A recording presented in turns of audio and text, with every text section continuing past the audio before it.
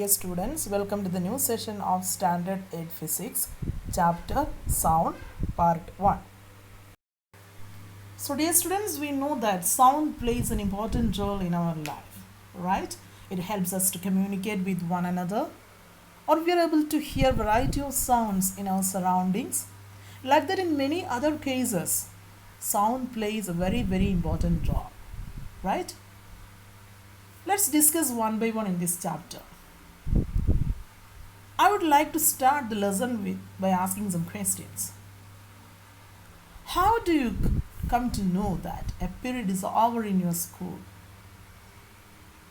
Or you can easily recognize that someone is at your door when he knocks, or you hear the sound of the doorbell, right? Yes. Like that, a number of situations are there. In all these situations, the sound plays an important role. So dear students, in this chapter we are discussing the wonders of sound. Let's begin one by one. Sound sources. Here you can see some sources of sound. A number of sources are there. A loudspeaker. Some musical instruments are given here, like tabla, mridangam, drum, flute, and the sound from vehicles, then school bell. In all these cases, we know that different kinds of sounds are produced, right? Yes. Then what do you mean by this sound? Let's see. So what is sound? Sound is a form of energy made by vibrations. Then what do you mean by these vibrations? I think the word vibration is familiar to you. You may have studied about simple pendulum in standard 7, right? What do you mean by simple pendulum? Simple pendulum means a metallic ball is tied with a string and other end of the string is attached to a rigid support. And the simple arrangement is what we called simple pendulum. Yes. Then what is the speciality of the simple pendulum? Suppose if you just stretch the metallic ball to one extreme end and releasing from that position, then you can see that the ball is moving continuously in to and fro motion. And this motion is what we called oscillatory motion or simply oscillation. So the same way when the sound is produced, vibrations are also produced there. Very simply we can say that the sound is produced by vibrations. A very simple activity is given here. So here this device is what we called tuning fork. And a rubber hammer is also provided here. So let's see what is the activity. Strike the prongs of a tuning fork on a rubber hammer and bring it near the ear. You can hear a sound. This shows that the prongs vibrating and vibrating objects produces sound. Very simple activity. I have already told you that this device is called tuning fork. Actually, this device we are using in laboratory, physics laboratory. Okay. So here the prongs means these two legs are what we call prongs of the tuning fork. And you are just striking this tuning fork with a rubber hammer. Whenever you are striking this tuning fork with a rubber hammer, these two prongs will continuously move back and forth. That is why I put the arrow marks like this here. So suddenly this prong starts vibrating. The same way this prong starts vibrating. And we know that this tuning fork is surrounded by air. Air means that atmospheric air which consists of air molecules.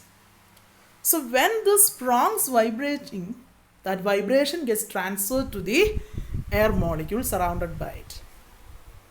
Clear? Yes. When you are bring this tuning fork near to your ear, this vibration is continuously passing through the air molecules that present in the atmosphere, and finally you happen to hear the sound produced by the tuning fork.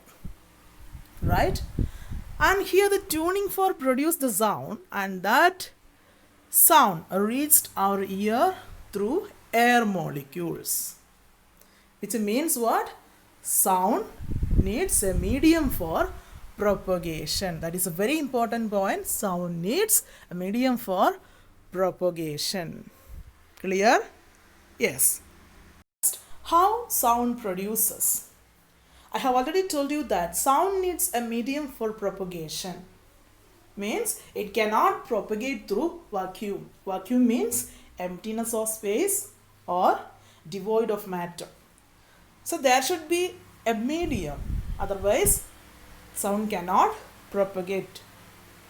Or simply we can say sound needs a medium for propagation. It cannot propagate through vacuum. So it's a very important thing. Sound needs a medium for propagation. And here in this picture you can see that a tuning fork, and as I have told you earlier, we are striking these prongs with a rubber hammer, and the vibrations are produced in the atmosphere, and those vibrations are continuously passing through the air molecules. These black dots are called air molecules. So these vibrations are continuously passing through the air molecule. Clear? Yes. And another important thing is that the sound is always in the form of waves. Sound travels in the form of waves. That's also an important point. And the next very important point is that the sound can travel through the different states of matter, like solids, liquids, and gases. Clear? Yes. Sound through solid, liquid, and gas. So let us discuss one by one. The first one, solid materials, or simply solid medium. Sound travels fastest in solid medium. Why it is so? Because in solids the molecules are very tightly packed or highly closely packed. For example, a doctor checks us using stethoscope. While he doing so, these vibrations from our body passing through the stethoscope and reach the doctor's ear, right? So it's an example for solid medium, propagation of sound through solid medium. The second one, liquid. The sound travels faster in liquids than in gases. Why? Because the molecules are more tightly packed. While comparing the gases, the liquid molecules are somewhat tightly packed. An example, aquatic animals communicate with each other. Sound is able to propagate through liquids. An example, aquatic animals communicate with each other. Next one, gases. Sound can travel in air. The air molecules are weakly attracted to each other and are free to move here and there. So as compared to solid medium and liquid medium, the gas molecules are weakly attracted to each other and they are free to move. Even then, the sound can pass through the air. A better example, it helps us to communicate with one another. Right? People are talking to each other. In such cases, each person produces sound, and that produced sound is continuously passing through the air molecules that present in the atmosphere and finally reach the opponent person. Right? Yes. So these are the ideas that you should remember in this session. Clear? Yes. Thank you, dear students. Thank you for watching video.